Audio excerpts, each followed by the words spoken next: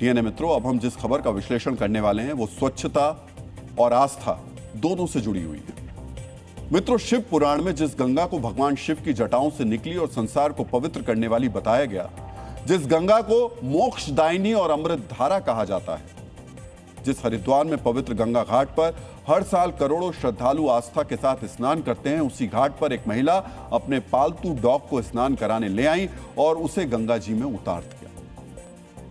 वहां मौजूद पंडितों और श्रद्धालुओं ने इसका विरोध किया, लेकिन महिला उनसे बहस करने लगी। अब गंगा के इस पवित्र घाट पर पालतू श्वान के स्नान को लेकर तीखी बहस छिड़ गई है। कुछ लोगों का कहना है कि इससे गंगा की पवित्रता प्रभावित होती है और धार्मिक मर्यादाओं का उल्लंघन होता है। वहीं कुछ लोग श्वान को भगवान से जोड़कर इसके गंगा स्नान को सही ठहरा रहे हैं। यानी आस्था, परंपरा और व्यक्तिगत स्वतंत्रता के बीच टकराव का यह मामला अब बहस का बड़ा विषय बन गया है। इसलिए अब हम श्वान के गंगा स्नान पर जारी विवाद का विश्लेषण करेंगे। मित्रों, स्कंद पुराण में लिखा है, जो गंगा में स्नान करता है वो सभी पापों से मुक्त हो जाता है। एक महिला अपने पति के साथ गंगा स्नान करने के लिए हरिद्वार के सर्वानंद घाट पर पहुंची थी। उन दोनों के साथ उनका पालतू डॉग भी था। गंगा घाट पर डॉग को देखकर लोग नाराज हो गए।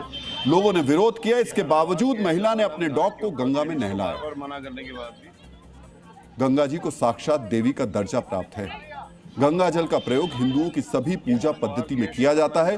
उस गंगा में एक श्वान को देखकर लोगों ने आपत्ति जताई। अपने श्वान को गंगा स्नान कराने की जिद पर अड़ी महिला ने पंडित पर ही प्रश्न उठा दिया।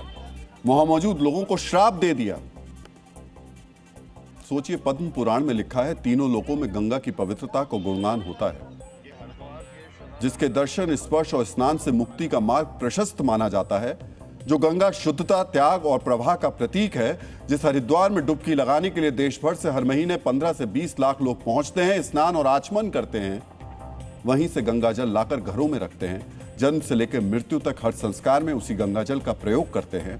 वहां श्वान को देखकर श्रद्धालु, संत, पुरोहित सब क्रोधित हुए। कुत्ते के को लेकर इस प्रकार की जबरदस्ती वहां लोगों के टोकने के बाद उनसे झगड़ा करना, ये इतनी बड़ी अनभिज्ञता है कि वो सनातन धर्म में होकर भी केवल और जीव के प्रति प्रेम की तो बात करते हैं, लेकिन उन सनातन धर्म की शास्त्रीय विषयों को नहीं जानते। माँ गंगा की पवित्रता, निर्मलता, अविरलता को अक्षुण्ण रखने का मात्र दायित्व केवल संत या गंगा सभा का नहीं है, ये समस्त हिंदू समाज का है। तो ऐसी मर्यादाओं का पालन भी करना चाहिए। ये नाराजगी इसलिए है क्योंकि गंगा में उनकी आस्था है, लेकिन कुछ लोग महिला के समर्थन में खड़े हैं। उनका तर्क यह है कि श्वान का जिक्र तो वेद पुराणों में है। साक्षात काल भैरव का वाहन भी काला श्वान है। ऐसे में एक श्वान के गंगा स्नान पर प्रश्न नहीं उठने चाहिए। मित्रों, ये सच है कि श्वान ही मनुष्य का सबसे पुराना साथी है। हिंदू धर्म के प्राचीन ग्रंथों में श्वान को देवताओं का दूत, वेदों का प्रतीक और धर्म का साक्षी कहा गया है। हम आपको श्वान यानी डॉग से जुड़े कुछ पौराणिक तथ्य बताना चाहेंगे। मित्रों, सनातन धर्म के सबसे प्राचीन ग्रंथ ऋग्वेद में सरमा नाम के दिव्य श्वान का विस्तृत वर्णन है। सरमा को देवशुनि, शुभगा यानी भाग्यवान और सुपदी यानी शुभ पैर वाली भी कहा गया। जब असुरों ने देवताओं की गाय चुरा ली, तब सरमा ने साहस दिखाते हुए गायों की खोज की। ऋग्वेद में ही यमराज के 2 श्वान, श्वामा, श्यामा और सबला का भी उल्लेख है। 4-4 आंख वाले काले और भूरे रंग के श्वान को जीवित और मृत संसार के बीच मार्गदर्शक कहा गया है। भागवत पुराण में सरमा को प्रजापति दक्ष की पुत्री और कश्यप पत्नी कहा गया है। सरमा को समस्त श्वान की जननी कहा गया। महाभारत में युधिष्ठिर के साथ स्वर्ग जाने वाला जीव बताया गया है।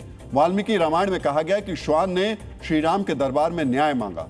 इसका अर्थ यह है कि श्वान को भी राम राज्य में न्याय का अधिकार पाने वाला बताया गया है। भगवान दत्तात्रेय की छवि में उनके साथ 4 श्वान दिखाए जाते हैं, जो चारों वेदों के प्रतीक माने जाते हैं। भैरव मंदिर में श्वान को प्रसाद खिलाने की परंपरा है। भैरव पूजा में श्वान दर्शन शुभ माना जाता है। ज्योतिषीय दृष्टि से श्वान को केतु ग्रह का प्रतीक माना जाता है। यही कारण है जो पशु प्रेमी हैं वो पालतू श्वान के गंगा स्नान रोकने पर उसे अपमान बता रहे हैं। तो बहुत ही तुच्छ मानसिकता का परिचय देता है। इस तरह से नहीं होना चाहिए। लोगों को ये देखना चाहिए कि जो गंगा में गंदगी जा रही है मनुष्यों द्वारा, उस पर ज्यादा ध्यान देना चाहिए, ना कि जानवरों द्वारा। जानवर तो प्रकृति का स्वरूप है। वो तो भाई गंगा हो, यमुना हो या कोई भी नदी हो, उसको नहाएंगे और उसी का इस्तेमाल करके अपना जीवन यापन करेंगे, लेकिन मनुष्य को ध्यान देना चाहिए। ये तर्क भी सुना आपने, लेकिन जिस श्वान का ऋग्वेद से लेकर महाभारत और रामायण तक में जिक्र है, उसके बारे में कहीं भी किसी स्थान पर यह जिक्र नहीं कि वो गंगा स्नान भी कर सकता है। किसी भी वेद, पुराण, उपनिषद में इसका उल्लेख नहीं है। गंगा स्नान और स्नान की विधि का उल्लेख मनुष्यों के लिए है, क्योंकि मनुष्यों में भावना, पश्चाताप, श्रद्धा और संकल्प की आवश्यकता होती है और वो किसी श्वान या दूसरे पशुओं पर लागू नहीं होती है। मित्रों, जिस श्वान का जिक्र वेद पुराणों में है, जिसे धर्म का प्रतीक भी कहा गया है, उसे अशुद्धि का वाहक भी माना जाता है। मनुस्मृति और अन्य धर्मशास्त्रों में श्वान स्पर्श के बाद शुद्धि का विधान है, यानी अगर किसी पुण्य कार्य के लिए स्नान किया और डॉग ने छू लिया तो फिर से स्नान करने की परंपरा है। यही कारण है कि किसी भी पूजा स्थल, यज्ञ या यज्ञ में डॉग के प्रवेश को निषिद्ध माना गया है। ऋग्वेद में ही श्वान का उल्लेख नकारात्मक संदर्भ में भी किया गया है। और सबसे बड़ी बात यह कि किसी भी तीर्थ स्थल पर मनुष्य स्नान करने के लिए जाता है, ना कि किसी भी जानवर को स्नान कराने के लिए ले जाता है। मित्रों, मंदिर में श्वान को प्रसाद खिलाना और गंगा घाट पर उसका स्नान कराना दोनों ही अलग अलग बातें हैं। किसी भी धर्म ग्रंथ में श्वान को गंगा स्नान कराने से पुण्य मिलने की बात नहीं कही गई है। व्यवहारिक दृष्टिकोण से भी अगर आप देखें तो गंगा घाट पर श्वान को ले जाने से करोड़ों श्रद्धालुओं की भावनाएं आहत होती हैं। घाट प्रबंधन की स्वच्छता के नियमों का उल्लंघन होता है। भले ही वेद पुराणों में श्वान का जिक्र है, लेकिन यह महत्व उन्हें तीर्थ घाट पर स्नान का अधिकार नहीं देता। जिस महिला ने अपने पालतू डॉग को गंगा में उतारा, उसे धार्मिक विधान से नहीं जोड़ा जा सकता।